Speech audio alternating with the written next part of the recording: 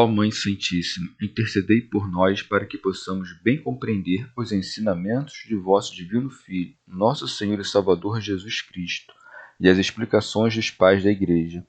Ó Virgem Imaculada, ofereço-vos este trabalho e peço que abençoais aqueles que o ouvirem, e que seja para a maior honra e glória de Deus. Amém. Senhor onipotente, purificai o meu coração e os meus lábios. Vós, que purificastes os lábios do profeta Isaías com carvão em brasa, e dignai-vos, por tal modo, purificar-me com a vossa misericórdia, para que possa dignamente anunciar o vosso santo Evangelho. Por Jesus Cristo, nosso Senhor. Amém.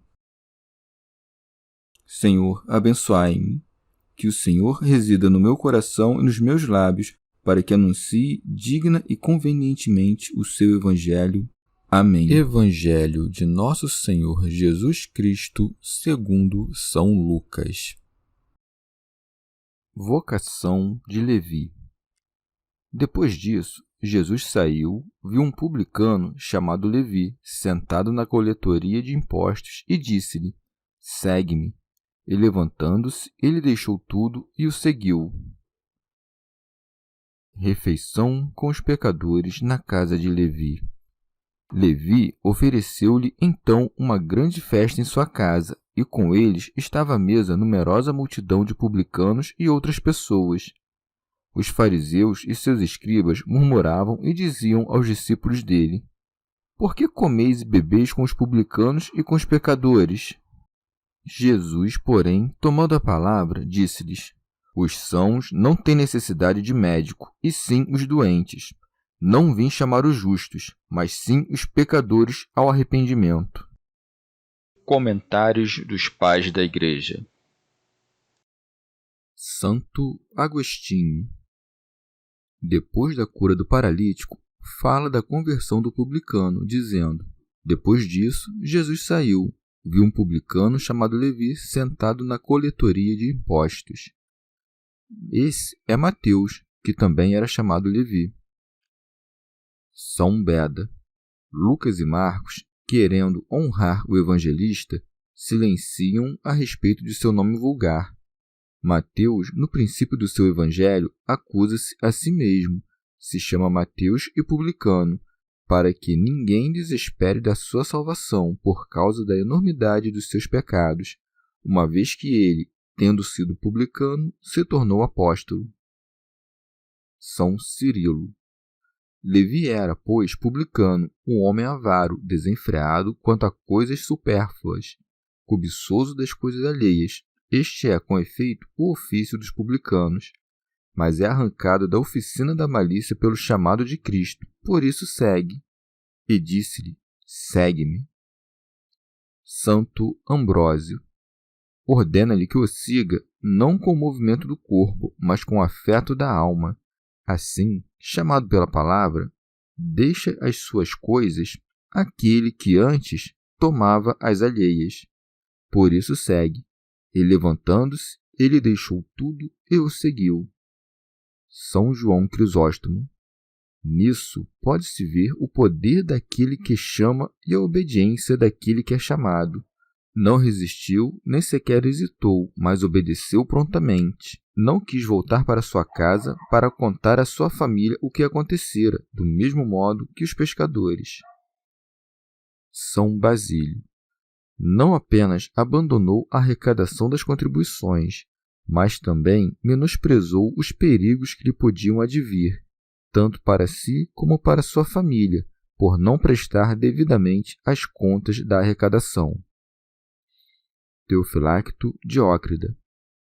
E assim Cristo recebeu o tributo devido daquele que cobrava tributos dos que passavam, não seu dinheiro, mas a sua companhia integral.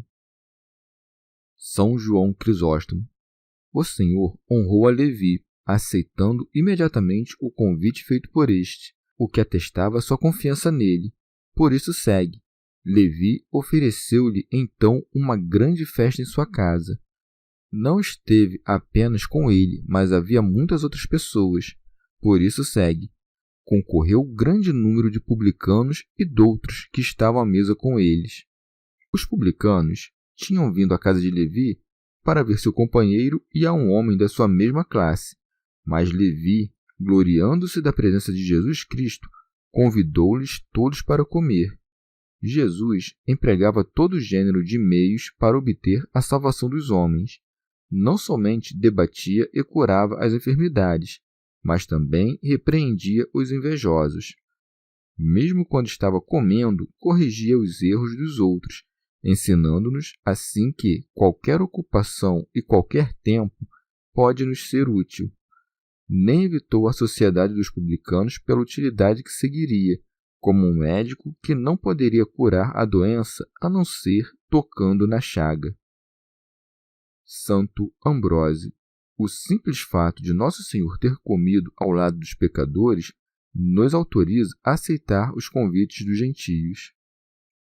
São João Crisóstomo. Contudo, o Senhor foi arguído pelos fariseus, que tinham inveja e queriam separar os discípulos de Cristo. Por isso segue. Os fariseus e seus escribas murmuravam e diziam aos discípulos dele: Por que comeis e bebeis com os publicanos e com os pecadores? Santo Ambrósio. Essa é a voz da serpente. A serpente foi a primeira a pronunciar essa voz, dizendo a Eva: Então, Deus disse, vós não podeis comer de todas as árvores do jardim?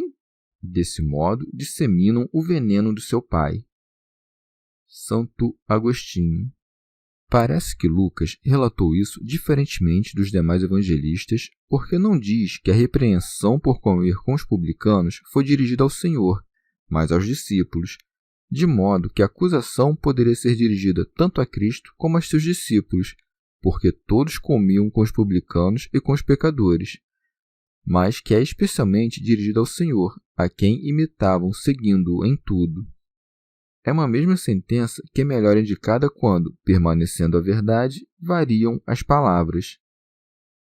São João Crisóstomo. O próprio Senhor virou o argumento contra eles, manifestando que não era pecado tratar com os pecadores, mas estava de acordo com a sua misericórdia. Segue. Os sãos não têm necessidade de médico, e sim os doentes. Com isso, adverte que eles também estão doentes e demonstra que pertencem ao número dos paralíticos, mas que ele é o verdadeiro médico. Prossegue. Não vim chamar os justos, mas sim os pecadores ao arrependimento. São Gregório de Nissa. É como se dissesse: Não odeio os pecadores, porque somente vim para o seu bem, não para que continuem pecando, mas para que se convertam e se tornem bons. Santo Agostinho.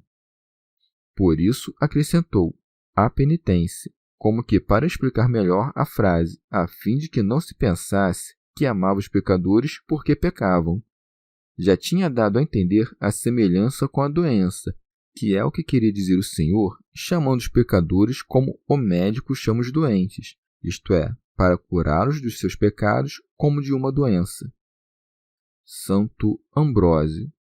Mas, como ama o Senhor a justiça, e como Davi jamais viu um injusto abandonado, se o justo é abandonado e o pecador é chamado?